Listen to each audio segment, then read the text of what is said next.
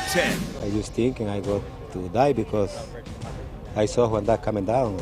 A terrifying moment in the district as a pedestrian bridge comes crumbling down onto 295.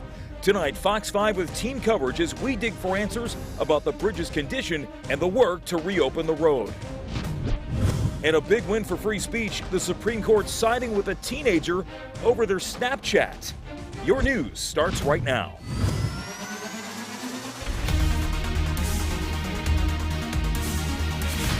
First at 10, cleanup underway after a pedestrian bridge comes crumbling down in the district. Sky Fox flying over the scene right now. Yeah, it brought traffic to a halt on 295 this afternoon. It is still a mess at this hour. We have team coverage for you tonight live with Sierra Fox, who's been there all day long, and Evan Lambert, who's following breaking news over the bridge's condition. But first, we want to start with Sierra, who's been following the story all day. Sierra, walk us through what exactly happened here. Angie and Jim, right now cleanup efforts are underway after this DC 295 pedestrian bridge came crashing down. It's an absolute miracle that no one was seriously hurt. Witnesses say this incredible scene looks like it's straight out of a movie. A crunch of scraping, like then boom. That's the sound of a shattering pedestrian bridge in D.C. as it collapsed at Kenilworth Avenue in Northeast around noon. 5 people are hurt and lucky to be alive. Immediately afterwards, I just said, oh my God, oh my God, oh my God, and then I immediately called 911. Deborah Tracy was sitting on her porch smoking a cigarette when she saw the mangled mess. I just came down to the sidewalk. I was scared to get any closer because sooner something could have blown up. The debris smashing car windows, forcing drivers like Freddie Creale to slam on his brakes. He says he was in that black pickup truck. I was thinking I got to die because I saw when that coming down. Chris Geldar, D.C.'s deputy mayor for public safety, says it's likely this white truck carrying diesel hit the bridge, pulling it down across 3 lanes of the highway. Is that what caused this bridge to tumble? It looks like that right now, but we have a full crime scene investigation that's going on. We're going to have to move the bridge off of the truck, take a look at the parts of the truck to see if that's actually the case. We just got clarification before going live from authorities. They do confirm that the back of the truck did hit the bridge. However, this investigation is ongoing. Experts are now taking a look at other bridges along the highway. DC 295 will remain closed until tomorrow night. Back to you.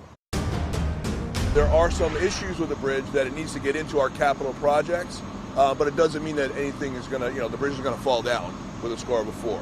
And we are hearing from city officials tonight over concerns about the structural integrity of the bridge. Evan Lambert was the first to report this. And Evan, this has been a major development in this story as we try to figure out what happened. Jim, definitely a big development, and city officials still maintaining that the truck running into the bridge is what brought it down. But we are learning much more about past problems with this same bridge. Fox 5 found this press release issued by the D.C. Department of Transportation on May 27th. It says the pedestrian bridge over Kenilworth Avenue at Lane Place Northeast would undergo, quote, preservation and repair activities from May 27th through June 18th. That's just 5 days before Wednesday's massive collapse that sent 4 people to the hospital, crushed vehicles below, and snarled traffic in D.C. and beyond. When asked earlier today, the mayor had this to say. Any idea when this bridge was last inspected or if there are any structural concerns about it before this? No, we don't have any structural concerns about the bridge, and it was last inspected in February. But since Fox 5 uncovered mention of the previous repairs and asked why they were needed, the mayor's office said the bridge's condition was, quote, misstated. Now we know a February 2021 inspection revealed the bridge to be on a scale of 4 out of 9, or, quote, poor condition. There may also be issues with the company that owns the truck officials say may have hit the bridge. According to U.S. Department of Transportation records, the truck's DOT number, which is required of certain commercial vehicles, is inactive. An employee who answered the phone at Frank's Scrap Metal in Silver Spring would not give a statement, but did tell Fox 5 the driver is okay. And it is still unclear tonight if that repair work that was announced at the end of May was actually done. Of course, all this will be under investigation. Back to you. All right, Evan, thank you. And be sure to tune into Fox 5 Morning starting at 4 a.m. for updates on the bridge collapse. how it will affect your drive for at least tomorrow, maybe beyond. But again, we're hearing until 10 a.m. or 10 p.m. tomorrow. Aaron Como will be live with the latest on the roads to take and what to avoid for your morning commutes. Meanwhile, guilty pleas today from a few Capitol rioters. One of them, Robert Reeder, is from D.C. He pleaded guilty to parading, demonstrating, or picketing in the Capitol, which could land him in jail for 6 months. He'll be sentenced in August. An Oath Keeper from Florida also pleading guilty to conspiracy, disrupting an official proceeding. And a woman from Indiana, was given a probation for also breaking inside of the Capitol. President Joe Biden taking new steps to combat the spike in gun violence in the U.S., delivering remarks from the state dining room at the White House alongside Attorney General Merrick Garland. The commander-in-chief launching a crime prevention strategy which includes a zero-tolerance policy for rogue gun dealers. Gun deaths this year, they're up 21% over last year. Crime is historically rises during the summer. And as we emerge from this pandemic, with the country opening back up again, the traditional summer spike may even be more pronounced than it usually would be. Washington, D.C. is one of 5 U.S. cities to have those special strike forces established, created by the Department of Justice to help in this gun violence crackdown. We have exclusive new details about the man suspected of murdering a mother and her 2 kids in Fairfax County. Fox 5 has learned he's a convicted MS-13 gang member who would still be locked up if his sentence wasn't suspended. Lindsay Watts is live in Herndon tonight. She has more on what she's uncovered here. Lindsay. Jim, this is such a horrible case to begin with. I've been talking to the father of the children who were killed. He gave me these pictures of them and says they were 9 and 10 years old when they were killed in their home. Now we've learned the only suspect in this case is a convicted gang member in the country illegally. I have someone looks like he's going to jump. Fairfax County Police found Jose Irahita Palacios sitting on top of this Reston parking garage, threatening to jump. I need somebody set up some crime scene tape and just block off the street in case he does jump. Saturday morning was far from his first encounter with law enforcement. In 2015, he was accused of a slew of serious charges: human trafficking, 11 counts of gang participation and recruitment, aiding illicit sexual intercourse, and obstruction of justice, to name a few. Manassas police said at the time that Irahita Palacios was known as Little Crazy, that he and 3 others were arrested following the assault of a 15-year-old girl during an MS-13 gang initiation. We've learned he pled guilty to human trafficking and several other charges, and a judge sentenced him to 9 years, putting him behind bars until 2024. But the judge suspended 7 years, letting Irahita Palacios walk free after 2 years in state prison. He was deported, but he came back. It sounds like his name is Jose. Hey, he's claiming he killed his girlfriend and his 2 kids on Florida Avenue. He talked to police for an hour from atop the parking garage, confessing to killing Claudia Menevar and her 2 children, who were not his.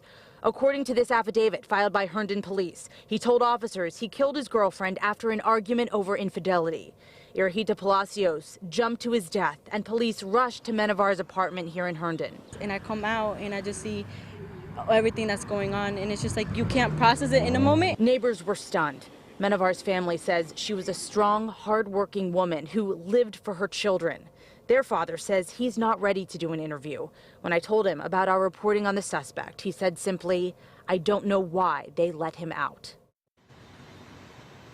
We are continuing to get more information on that prior case. Meanwhile, the community where this happened is still grieving. There was a vigil there yesterday, and there will be a prayer service at the apartments tomorrow. Back to you. The Supreme Court issuing a major free speech decision. The court siding with a high school teenager who was suspended from the cheerleading team for cursing about the school and her coaches on Snapchat. The Supreme Court saying that public schools can only discipline some off-campus speech like severe bullying, threats against students and teachers. The former Montgomery County Superintendent tells Fox 5 what parents and families can do to help educate students about the court's decision. Nothing written down, whether it's Supreme Court decision or discipline code, is as important as the conversation you have with kids about what's the kind of community we want to have and how do we talk about it, whether it's posting on social or whether it's verbal. Although the ruling was a win for the student, the court has left the door open for schools trying to tackle some off-campus behavior that is considered disruptive. The Supreme Court setting restrictions on when police officers can enter a home. Today, the court ruling that officers cannot always enter a home without a warrant when pursuing someone suspected of a misdemeanor. Now, the ruling comes after a police officer followed a California man inside of his garage for allegedly playing loud music while driving. Meanwhile, other top stories are following for you on this Wednesday night. Vice President Kamala Harris set to make her first trip to the U.S.-Mexico border in El Paso on Friday. The announcement follows weeks of criticism from Republicans that she hasn't yet visited the area. She's been tasked by the president with trying to curb the flow of migrants from Central America. A group representing thousands of unemployed people in Maryland planning to file a class action lawsuit against the state tomorrow. The Unemployed Workers Union says the suit will go after state officials over delays in claims processing and getting benefits out there. The suit will also aim to stop Governor Larry Hogan from cutting off the extra $300 a week in COVID unemployment benefits. Police are investigating a stabbing on board a Metro bus that injured 2 people. A group of people got into a fight while off the bus and then continued to fight on board. It happened at 17th and Good Hope Road in Southeast. 2 people were injured. They're expected to be okay. Angie? Still ahead, a big moment for a local high school. What's in the name? And White's Ferry still closed, and now a new construction project adding to commuters' frustrations.